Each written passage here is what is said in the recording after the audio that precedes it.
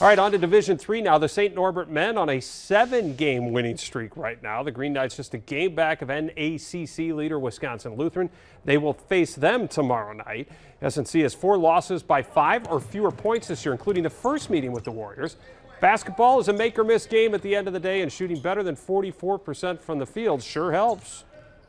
We have a number of guys playing consistently well, and then we're really shooting the basketball at a pretty high level compared to earlier in the year.